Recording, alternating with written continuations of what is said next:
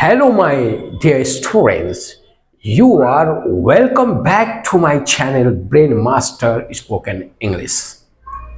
Today, we will learn the use of on for with congratulations, which is correct. Congratulations for winning the first prize, or congratulations on winning the first prize.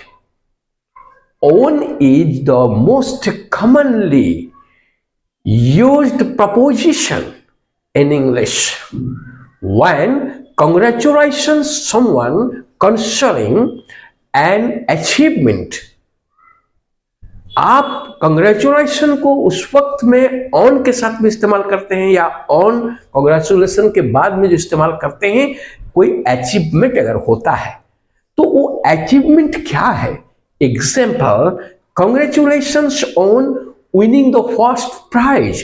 ये आपका achievement है. देखिए, फिर congratulations on graduating from university. ये भी एक achievement है. Congratulations on your promotion at work. फिर congratulations on your wedding. Congratulations on the birth of your child. Here you are using congratulations. Now, अभी आपको ये बात को, इतने सेंटेंस को देख लेना होगा कि हमने किस तरह congratulations को इस्तेमाल किए.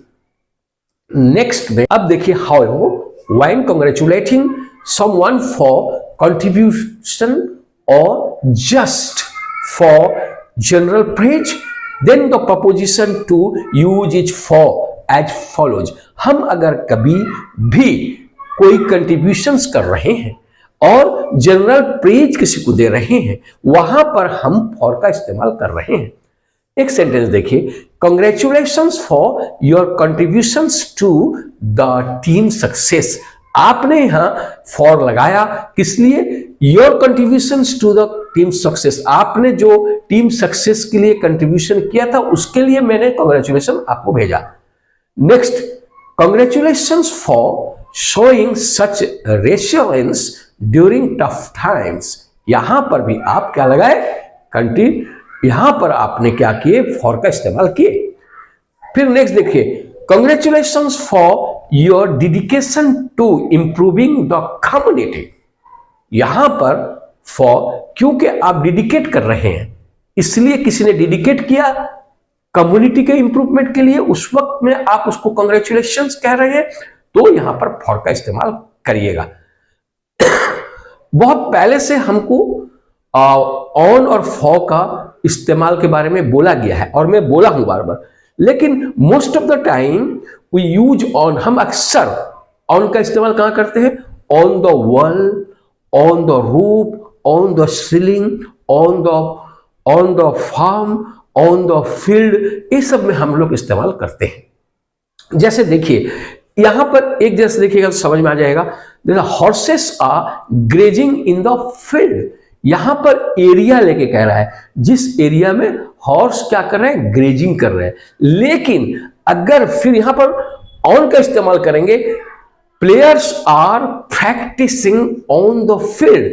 यहां पर वॉल्यूम और सरफेस का मामला है. पूरे फील्ड पर वो प्रैक्टिस कर रहे हैं, एक सरफेस पर प्रैक्टिस कर रहे हैं.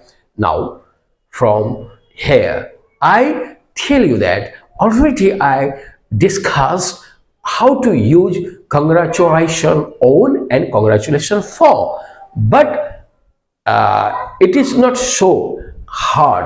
You practice it for your using in your writing or speaking.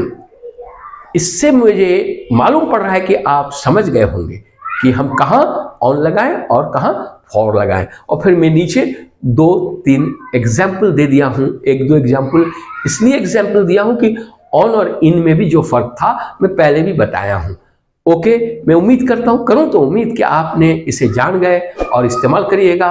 Thanks a lot. आप देखते रहिए मेरे इस चैनल को, बार बार प्रैक्टिस भी करते रहिए.